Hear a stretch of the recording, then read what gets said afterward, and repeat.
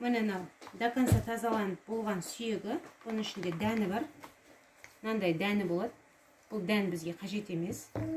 Мынандай сүйектің ішінен шығады. Бізге қажеті мынау.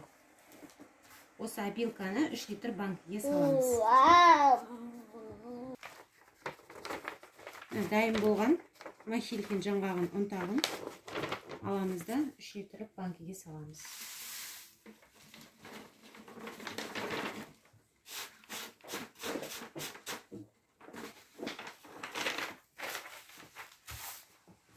Сөйтеміз де қайнаған ыстық су құямыз. Қазір қайнаған болу керек. Банкілеріңіз сынып кетпесін, байқаңыздар. Құйған кезде бүйтіп арасында араластырып қойыңыздар.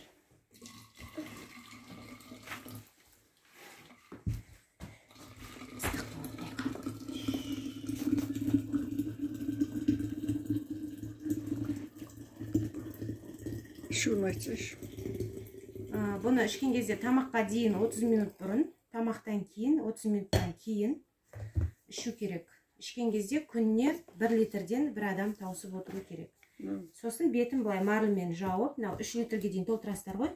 Үстесіздер де үстіп құйып қоясыздар. 3-4 сағат тұрады, одан кейін іше берулеріңізге болады.